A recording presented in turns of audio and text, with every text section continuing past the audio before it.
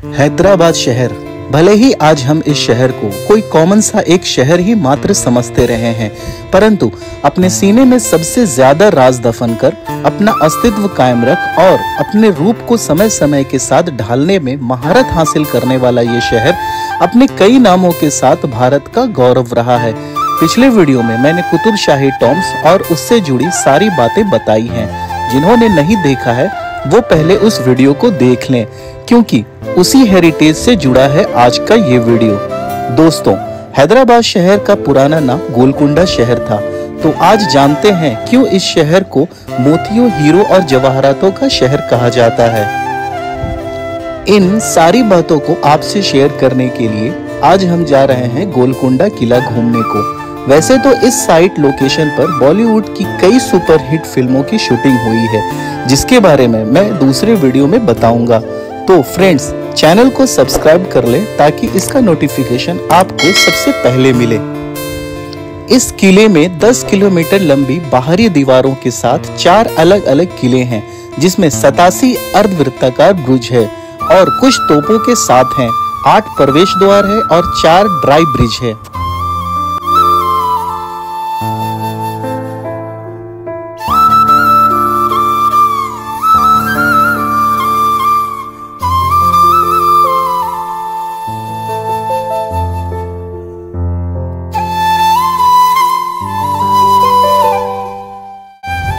वैसे तो टिकट आज आसानी से मिल गई है, पर अक्सर यहाँ बहुत भीड़ रहती है। शहर के साथ साथ इस देश के और दूसरे मुल्कों से भी बहुत बड़ी तादाद में लोग यहाँ इसे देखने और घूमने आया करते हैं।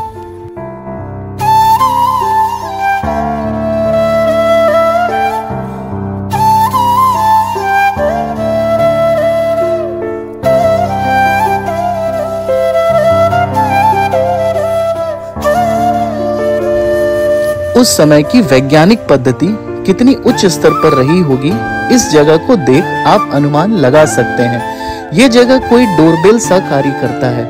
दरअसल जब कभी कोई व्यक्ति उस चबूतरे के बीच में खड़ा होकर ताली या किसी सामान पर मार के आवाज निकालता है, तो इको के कारण इसकी आवाज उस पहाड़ पर बने किले में रहने वालों को साफ साफ सुनाई देती है, जिससे दुश्मन या दोस्त की पहचान हो जाती थी। इस लोहे के बने 250 किलो के वजन के बारे में कहा जाता है कि जो कोई भी व्यक्ति इसे 2 उंगली से उठा लेता था, उसे निजाम के सेना में आने का मौका मिलता था।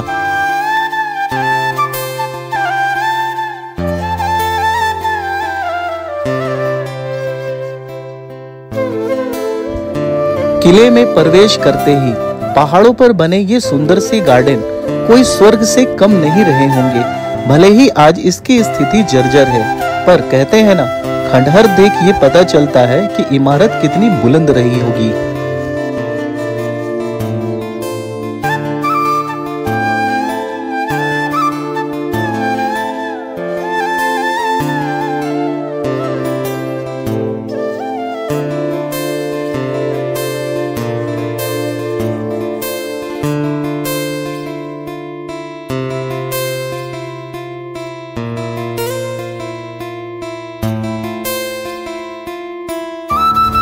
दोस्तों, ये है तारामती मस्जिद।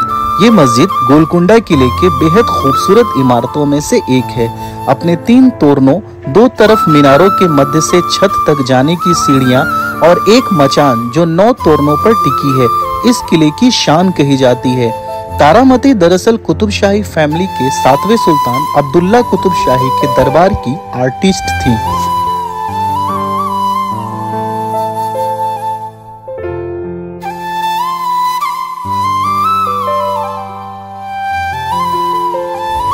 दोस्तों, ये है शाही महल और इसके आसपास की चीजें। दरअसल ये सारी संरचनाएं, जिसमें शाही महल, जनाना मस्जिद, सभा मंडप, फव्वारे, तालाब, ये सारे कुतुब शाही वास्तुकला के उत्कृष्ट प्रतिनिधित्व करते हैं, जिसमें महीन चूने से बने फूलों की रचनाएं और चमकते हुए बेसाल्ट पत्थर और शंख के टुकड़ों से की गई नक्काशी, ये सब इस महलनुमा इमारत का हिस्सा है।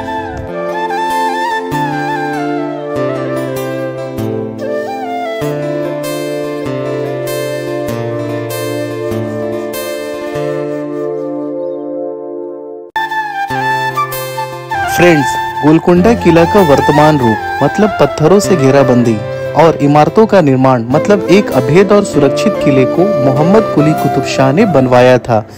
इस 130 मीटर ऊंचे किले का इतिहास 13वीं सदी से जुड़ा हुआ है।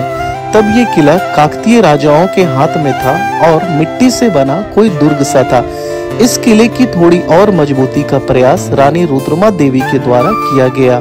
ये वही रुद्रमा देवी हैं जिनके बारे में हमारे देश के प्रधानमंत्री श्री नरेंद्र मोदी जी ने 7 महीना पहले तेलंगाना के दौरे में इनका नाम लिया था और इनकी वीरता की बातें कही थी।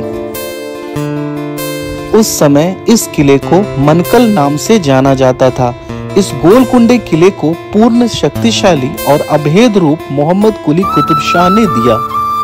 जाने कितने ही वीरों को सुरक्षित आश्रय दे चुका है ये किला टीपू सुल्तान जैसे देशभक्त तक को अपनी सेवा दे चुका है। भले ही आज इसकी स्थिति जर्जर क्यों न हो, किंतु इसकी वास्तुकला के महत्व के कारण 1997 में ही इसे यूनेस्को द्वारा विश्व विरासत स्थल घोषित कर दिया गया है। इस किले ने कई शासकों को आते जाते देखा, परंतु अपने जीवन का सर्वोच्च उत्कृष्ट काल कुतुब शाही साम्राज्य में ही देखा, क्योंकि औरंगजेब के गोलकुंडा विजय के बाद इस किले की देखरेख में कमी आने लगी और धीरे धीरे ये कमी बढ़ती ही चली गई। कहते हैं गोलकुंडा किले को 17वीं शताब्दी में हीरे की राजधानी कहा जाता था, और कहे भी क्यों न, क्योंकि दुनिया का सबसे बेशकीमती हीरा यहीं से मिला है, जिसमें दुनिया का सबसे बड़ा और महंगा हीरा कोहिनूर हीरा लगभग 793 कैरेट का यहीं से मिला था, जो अब ब्रिटेन के पास है।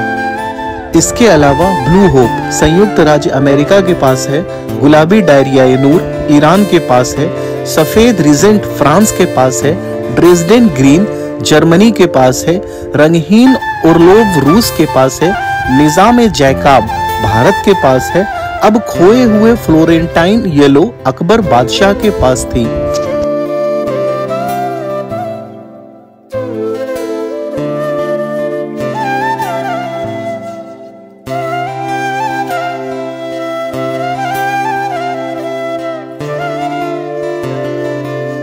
दोस्तों, आखिरकार हम किले के सबसे ऊपरी पहाड़ की चोटी पर पहुंच ही गए। बस एक आखिरी चीज आप सबको दिखाने को, ये है बारादरी दरबार हॉल। किले के सबसे ऊपरी सतह पर निर्मित इस 2 मंजिले इमारत की ऊपरी छत नहीं है, बल्कि इसके बीचों बीच दर्शकों के लिए एक मंडप है। इस 2 मंजिले भवन को दीवाने खास और दर्शकों के मंडप को दीवाने आम कहते हैं।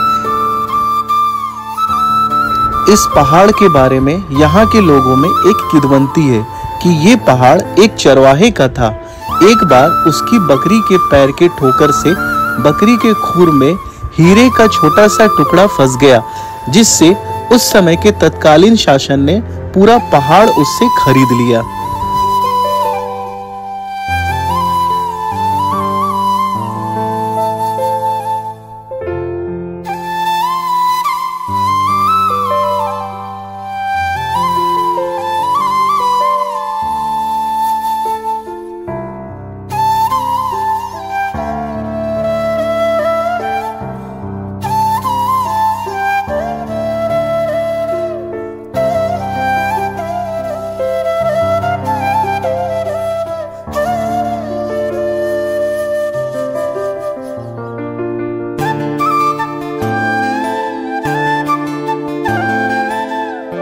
यहाँ से ऐसा लगता है पूरा ओल्ड हैदराबाद सिटी दिखता है।